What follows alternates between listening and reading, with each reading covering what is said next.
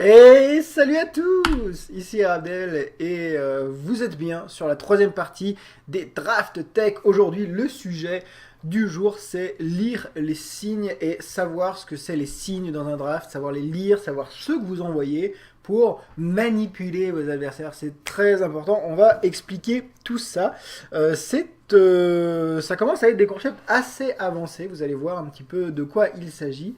Alors, en gros, on va surtout se concentrer sur les premiers picks. En fait, le draft, donc je vous rappelle, il y a 3 boosters à drafter, 45 cartes, 42 cartes en tout, à collecter. Le draft se passe en plusieurs phases. Selon moi, je vous donne ma recette personnelle, mais je pense que c'est quelque chose qui s'applique et qui a totalement du sens. Quand vous allez débuter votre draft, en fait, vous n'allez pas forcément chercher à... Déjà, on n'arrive pas à un draft en disant je vais jouer par exemple bleu-noir, je vais jouer blanc-rouge, j'ai envie de faire ça et puis point. Ça ne se fait pas en fait. C'est les cartes qui vont nous guider à travers le draft et c'est un peu le hasard qui va déterminer ce que l'on va jouer, plus bien entendu savoir lire les signes. Par exemple, imaginez que l'on draft Teros et que l'on soit en présence de ce booster. C'est notre premier booster. Euh, voilà, on va commencer comme ça. Qu'est-ce qui va se passer? Qu'est-ce que vous faites? Et c'est quoi l'optique que vous voulez prendre pour maximiser vos chances? Alors, au début du draft, de manière générale, pendant les premiers, je dirais, 6 à 8 pics, le plus simple, c'est de se fier uniquement à la valeur des cartes. Et vraiment prendre les meilleures cartes. Les meilleures cartes du booster, celles qui vont vous apporter le plus de valeur. Donc là, on se réfère à la deuxième partie, hein, bien entendu, du draft tech. Par exemple, on a vu que Boon Satyr était excellent. Dans le genre bonne carte, on a Sledge Scorpion, on a un émissaire d'Erebos, une Sibylle. Donc là, si vous êtes en présence de ce booster, bien entendu, vous allez first picker le Boon Satyr. Voilà, ça sera votre pick, le Boon Satyr. Très très bonne carte verte. Si vous n'avez pas drafté le Boon Satyr, imaginez que ça soit votre deuxième booster. La première carte ne doit pas forcément vous influencer. Euh, plus la première carte sera une bombe, plus elle va vous influencer en fait, mais elle ne doit pas être déterminante. Par exemple, Boon Satyr, c'est une très bonne carte verte, mais si par exemple personne ne draft de blanc et de bleu, ces deux couleurs sont très open. Pourquoi? Si vous arrivez bien à lire cette information, peut-être que vous ne jouerez pas ce Boon Satyr. Peut-être. C'est une possibilité à ne pas négliger en fait. Donc là, on continue et par exemple en deuxième pick on peut très bien se dire on, on peut très bien piquer un Sledge Scorpion, une Sibylle, c'est des cartes fortes, un émissaire d'Erebos, un athlète de l'arène. À partir de là, vous pouvez être un peu influencé par votre premier pick. Par exemple, si vous avez piqué au booster d'avant un Boon Satyr, vous pouvez vous dire je vais prendre un Sledge Scorpion, comme ça je reste en vert, je reste ouvert sur une autre couleur, c'est une très bonne bête. Voilà, vous pouvez prendre un Sledge Scorpion. C'est tout à fait aussi possible de prendre par exemple l'émissaire d'Erebos en vous disant c'est sûr que là je choisis un peu deux couleurs, mais c'est une bonne carte, donc je vais prendre l'émissaire d'Erebos. On va par exemple faire ça, prendre l'émissaire d'Erebos hein, dans cette configuration. Et pareil, vous allez continuer donc dans les premiers pics en fait dans les 6 ou 8 premiers pics à piquer les bonnes cartes. Donc c'est ce que l'on va faire avec ce booster. On va enlever ce que je pense être les meilleures cartes du booster. Voilà, on va enlever encore deux cartes. Hop. Et une tristesse de l'artisan par exemple. Vous pouvez prendre un rayon de scission également. Voilà. On va prendre ces cartes.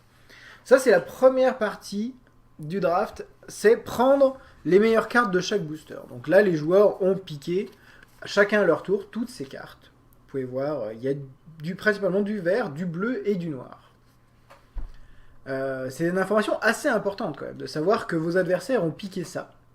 Et en fait, il est assez facile d'arriver à collecter ce genre d'informations typiquement, quand vous voyez le booster qui est encore présent devant vous, donc là, c'est votre 1, 2, 3, 4, 5, 6, c'est votre 7e pick du premier booster, et vous vous rendez compte qu'il y a encore 4 cartes blanches. Donc déjà, vous pouvez vous dire, avec ce pool de cartes restant, sachant qu'il y a un rayon de scission qui est bien dans le format, si vos adversaires jouent bien, rayon de scission c'est une carte quand même sympathique à prendre, il y a des bêtes, quand des bêtes restent dans le booster, on rappelle que le format limité c'est un format qui s'oriente vraiment bête versus anti-bête, voilà, il faut des bêtes pour tuer, c'est vraiment pas du tout de la combo, la bête c'est la base pour tuer. Quand il reste des bêtes dans des couleurs, on sait que ces couleurs sont plutôt sous-piquées. Et donc là, on peut voir typiquement que les signes qui sont lisibles, c'est que le blanc est vachement ouvert, avec des bêtes qui restent, un rayon de scission. Un athlète de l'arène en rouge, c'est quand même un indice parce que c'est une bonne bête, il est encore là. C'est une carte qui a de la valeur et qui est restée. C'est la carte qui a la plus de valeur, hein, je pense, dans le pack qui est restant, qu'on a là actuellement, avec le rayon de scission. Donc vous pouvez déterminer assez aisément, entre guillemets, que le rouge est... Enfin, il y a quelque chose qui se trame au niveau du rouge, et que le blanc est assez ouvert, et je vous le rappelle, ça se confirme, hein, les pics sur ce booster ont été principalement bleu, vert et une unco noire. Donc voilà, vous avez déjà des informations sur ce que vos adversaires ont piqué. Et donc, si vous faites ça à partir du 7, 8, 9e pick au premier booster, vous commencez à voir les couleurs qui se démarquent, les couleurs qui sont un peu moins piquées par vos adversaires. Et il est tout à fait possible de vous engouffrer dans une brèche comme ça. Si vous avez 4 cartes rouges, 4 cartes blanches qui restent dans un booster, ou si 2-3 boosters de suite vous voyez des cartes plutôt fortes dans une couleur, plutôt pas mauvaises dans une couleur qui reste, ça vous donne une indication des couleurs qui restent ouvertes et des couleurs sur lesquelles vous pourrez tabler plus tard. C'est une mécanique très importante à maîtriser. Donc ça, typiquement, c'est les signes que vous donnent vos adversaires et qu'il faut arriver à lire, tout simplement, et à reconnaître. Donc ça, c'est le premier booster. Vous allez continuer cette mécanique, en fait, de lecture des boosters pendant une bonne partie du draft, jusqu'au deuxième booster, pendant tout le deuxième booster. Hein, vous allez bien être attentif à ce que vous passent vos adversaires. Notamment au début du deuxième booster, on va pouvoir faire un deuxième booster intéressant pour vous faire voir ce que je veux illustrer. Le début du deuxième booster est assez intéressant. Donc je rappelle, le premier booster, vous l'envoyez sur la gauche, et ensuite vous allez récupérer des boosters de votre gauche. Ils vont tourner dans l'autre sens. Donc les informations que vous donnez vont tout de suite influencer ce que vous allez avoir au deuxième booster. On va venir sur les informations que vous donnez dans un deuxième temps. On va juste voir un deuxième booster qui vous arrive. Donc, typiquement, voilà ce booster. Et votre adversaire a, par exemple, voilà. Donc là, le booster est plein. Et vous le recevez, par exemple, sans assermenter cet essieu. Voilà, ça a été piqué, vous ne le savez pas. Mais vous avez ce booster dans les mains, et vous pouvez, en connaissant la valeur des cartes, vous pouvez déjà vous dire que, par exemple, Siren of the Silent Song, qui est une carte vraiment très forte dans le format, n'a pas été first pické. Donc, vous savez déjà que votre adversaire... il y a quand même peu de chances que votre adversaire se soit aventuré dans le bleu ou dans le blanc. S'il avait eu une de ces couleurs assez maîtresse, il aurait sûrement piqué cette très bonne carte. À moins que, typiquement, la rare manque à l'appel. Là, on a encore la cornucopée astrale, donc il n'a pas, par exemple, piqué la rare dans ses couleurs, piqué une bombe, ce genre de choses. Donc vous pouvez assez facilement déterminer que déjà avec en plus Aerie ou Worshipper, vous pouvez déterminer que votre adversaire à votre gauche ne joue pas bleu parce qu'il a vraiment laissé deux très très bonnes cartes bleues. Et également, vous avez une petite présomption sur laquelle il ne joue pas noir. Vous regardez les cartes, il n'y a pas de carte verte à part un fauche ciel. Vous pouvez penser également qu'il a pu piquer une carte verte ou une carte rouge, hein, puisqu'il n'y a qu'un Fearsome Temper ici, et vous auriez assez raison, vu qu'en effet, il a piqué un assermenté cététien. En effet, il jouait vert. Ça, typiquement, c'est le signe que votre adversaire ne joue pas bleu. Deux très bonnes cartes bleues qui restent dans un booster au deuxième pick. Donc vous pouvez vous engouffrer un peu plus dans le bleu, sachant qu'un joueur n'a pas piqué bleu. Si vous êtes dans cette optique, vous vous sentez plutôt frais. Donc typiquement, il est possible de manipuler ce genre de comportement. On va y venir tout de suite. Mais ça, c'est le genre de signe qu'il faut bien analyser. Ça vous donne quand même une très bonne idée de ce que vos adversaires peuvent vouloir. Peuvent vouloir en termes de cartes. Et sachant que votre adversaire juste à votre gauche pique bleu, et au troisième booster, vu que ça retourne dans l'autre sens, vous allez lui donner des boosters. Peut-être qu'une des cartes bleues qui va vous gêner dans votre stratégie, vous allez vouloir lui enlever, hein, la contre-piquer, ce qu'on appelle le contre-pique. C'est piquer une carte que vous n'avez pas jouée simplement pour que les autres ne la jouent pas. C'est une mécanique très très importante.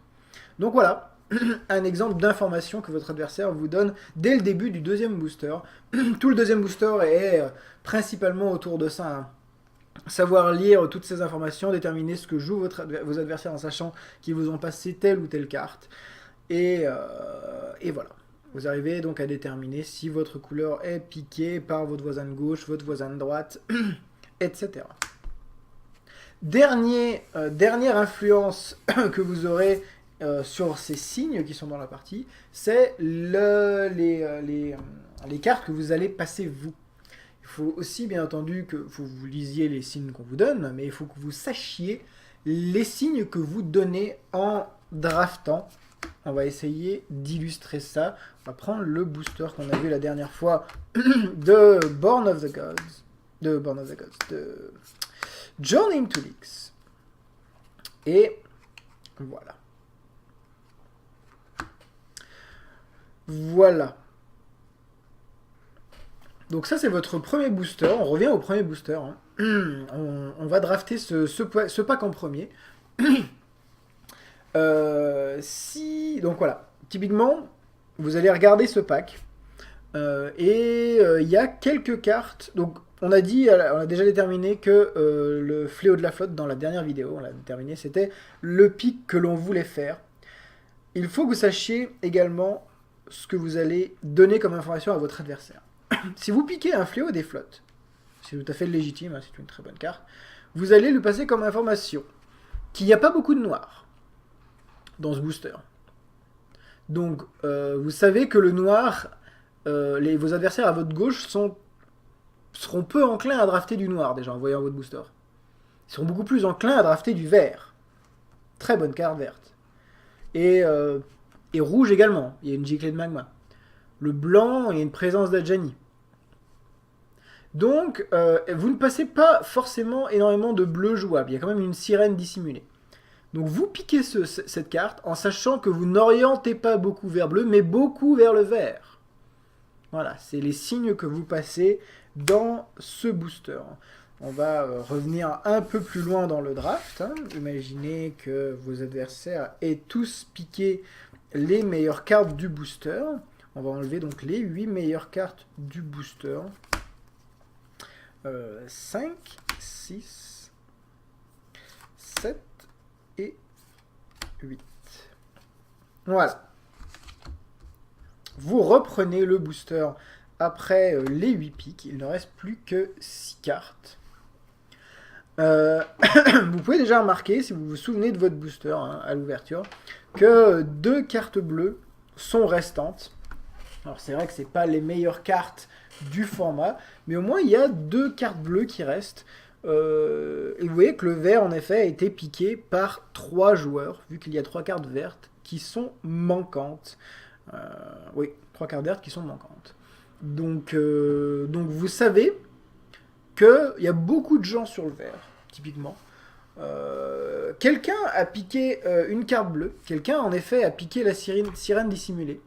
Donc c'est potentiellement votre adversaire à votre gauche. Ça peut être quelqu'un très loin dans le draft. Mais vous êtes plutôt bien dans le bleu. Et voilà, sinon le blanc a été piqué. La giclée de magma a été piquée, c'est tout à fait normal. C'est une très bonne carte. Donc c'est assez réparti. Vous voyez que la carte noire n'est pas partie. Donc vous savez au moins que sur tout le booster, le noir est open. Et si, donc en effet, vous chopez sur le deuxième booster, un booster comme on l'a vu, hein, le booster Born of the Gods, où on a dit la Sirène of the Silent Song est encore là. Enfin, là vous venez de l'ouvrir en fait. Sirène of the Silent Song. Hop. Voilà ce booster. Là, vous regardez, vous savez que le vert est énormément pique. Vous ouvrez un booster avec peu de vert, donc ça vous conforte. Vous avez 2 pics très bons pour vous, hein, Sirène of the Silent Song. Et vous savez que le noir n'est pas énormément ouvert. Donc là, vous pouvez vous demander, hein, est-ce que le noir peut être intéressant à piquer? Je pense que Sirène of the Silent Song est un bon pic avec Aerie Worshipper. Ça peut être une très bonne, ça peut être 2 très bons pics, hein. Sachant que vous partez bleu, vous avez un fléau des flottes et potentiellement d'autres cartes bleues. Si vous êtes resté un peu sur le bleu, et ben tout simplement ces 2 cartes sont piquables. Celle-ci, vous êtes confiant sur le noir, parce qu'il n'a pas été énormément piqué, et vous avez une très bonne carte bleue. Alors là, on va aborder le dernier point. Le dernier point, c'est savoir si... ne pas prendre une carte en sachant qu'elle va faire le tour de table. Ça, c'est quelque chose à maîtriser. Typiquement, ces 2 cartes sont piquables et vous aimeriez bien les avoir toutes les deux. Hop là, pendant que je vire la chatte. Vous aimeriez bien avoir ces 2 cartes. Vous avez de sources sûres qu'un des joueurs a piqué du bleu. Hein, on rappelle, il y a une sirène dissimulée qui est partie dans le booster au tout début. Donc, si vous voulez ces 2 cartes, si vous voulez avoir une chance d'avoir ces 2 cartes, la seule chose à faire, c'est de piquer l'Aerie Worshipper. Parce que c'est une très bonne carte. C'est une très bonne carte que le joueur bleu s'empressera de piquer. Donc je vire le chat pour une 3e fois. C'est une créature que l'autre joueur bleu sera sûr de piquer. Par contre, la Sirène of the Silent Song, ça va dépendre des signes que l'autre a eu dans ses boosters, mais potentiellement, il n'a pas l'information que vous avez sur le noir. L'information comme quoi le noir, il y a une chance de s'engouffrer dedans. Donc, il faut piquer l'Aerie Worshippers comme premier pick de ce booster, hein, clairement. Et laisser la Sirène of the Silent Song faire son tour. Si elle ne revient pas, vous avez une bonne information comme quoi le joueur en bleu joue aussi noir, par exemple, ou va splasher du noir, ou ça va obliger l'autre à splasher du noir. Mais vous êtes quand même beaucoup plus confiant sur votre pick. Et de manière générale aussi en termes de valeur de carte, hein, l'Aerie Worshipper est meilleur que Sirène of the Silent Song. Typiquement parce que celui-ci tue celui-ci avec les jetons qu'il produit. C'est un producteur de jetons volants très très fort. Donc celle-ci est un peu au-dessus que la sirène. Donc c'est un pic. Voilà. J'espère que ça vous donne un petit peu plus d'informations quant à savoir ce que sont les signes lors d'un draft, savoir ce que vos adversaires vous passent, pourquoi ils vous passent ces cartes, et savoir ce que vous donnez comme information également à vos adversaires quand vous draftez. Voilà, c'est assez important et c'est toute la mécanique en fait du draft. Bien entendu, ça va avec une assez bonne mémorisation des cartes et des boosters. C'est très très difficile d'arriver à mémoriser les cartes, mais au moins ayez des repères, des cartes que vous surveillez, savoir quelle carte revient, et vous arriverez à déterminer pas mal d'informations lors des drafts. Voilà, j'espère que ça vous a plu. J'ai une petite annonce pendant que je suis avec vous. L'Ubi LOL Cup version Summer devrait commencer dans quelques semaines. Donc deuxième édition de l'Ubi LOL Cup.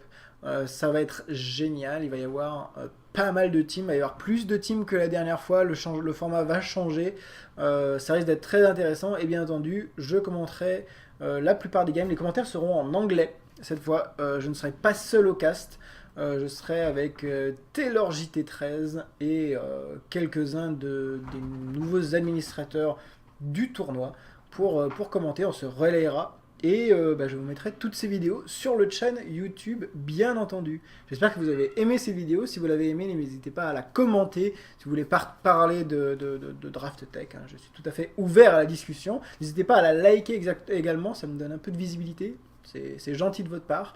Et si vous voulez être notifié quand une vidéo sort sur mon channel, n'hésitez pas à vous abonner.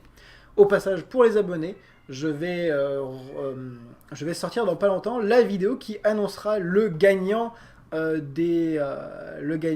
du jeu Steam pour les 200 premiers abonnés. Donc il vous reste quelques jours avant que je sorte cette vidéo et que j'annonce le gagnant. Donc vous avez encore un peu de temps pour vous enregistrer pour essayer de gagner ce petit jeu sur Steam, ce petit jeu indépendant. Voilà, j'espère que ça vous a plu et amusez-vous bien sur Magic l'Assemblée. La prochaine fois, quatrième partie, on va parler plus stratégie. Qu'est-ce que vous allez builder comme deck? On va faire un petit peu de metagame. Voilà. À la prochaine fois les amis. Ciao ciao.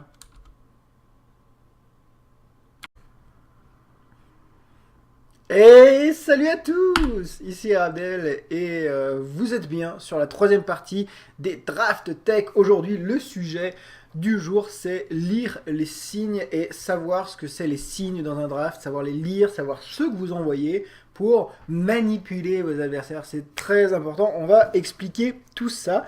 Ça commence à être des concepts assez avancés, vous allez voir un petit peu de quoi il s'agit. Alors, en gros, on va surtout se concentrer sur les premiers picks. En fait, le draft, donc je vous rappelle, il y a 3 boosters à drafter, 45 cartes, 42 cartes en tout, à collecter. Le draft se passe en plusieurs phases. Selon moi, je vous donne ma recette personnelle, mais je pense que c'est quelque chose qui s'applique et qui a totalement du sens. Quand vous allez débuter votre draft, en fait, vous n'allez pas forcément chercher à... Déjà, on n'arrive pas à un draft en disant je vais jouer par exemple bleu-noir, je vais jouer blanc-rouge, j'ai envie de faire ça et puis point. Ça ne se fait pas en fait, c'est les cartes qui vont nous guider à travers le draft et c'est un peu le hasard qui va déterminer ce que l'on va jouer, plus bien entendu savoir lire les signes. Par exemple, imaginez que l'on draft Teros et que l'on soit en présence de ce booster. C'est notre premier booster. Voilà, on va commencer comme ça. Qu'est-ce qui va se passer? Qu'est-ce que vous faites? Et c'est quoi l'optique que vous voulez prendre pour maximiser vos chances? Alors, au début du draft, de manière générale, pendant les premiers, je dirais, 6 à 8 pics, le plus simple, c'est de se fier uniquement à la valeur des cartes. Et vraiment prendre les meilleures cartes. Les meilleures cartes du booster, celles qui vont vous apporter le plus de valeur. Donc là, on se réfère à la deuxième partie, hein, bien entendu, du Draft Tech. Par exemple, on a vu que Boon Satyr était excellent. Dans le genre bonne carte, on a Sledge Scorpion, on a un émissaire d'Erebos, une Sibylle. Donc là, si vous êtes en présence de ce booster, bien entendu, vous allez first picker le Boon Satyr. Voilà, ça sera votre pick. Le Boon Satyr, très très bonne carte verte. Si vous n'avez pas drafté le Boon Satyr, imaginez que ça soit votre deuxième booster. La première carte ne doit pas forcément vous influencer. Plus la première carte sera une bombe, plus elle va vous influencer en fait, mais elle ne doit pas être déterminante. Par exemple, Boon Satyr, c'est une très bonne carte verte, mais si par exemple personne ne draft de blanc et de bleu, ces deux couleurs sont très open. Pourquoi? Si vous arrivez bien à lire cette information, Peut-être que vous ne jouerez pas ce Boon Satien. Peut-être. C'est une possibilité à ne pas négliger en fait.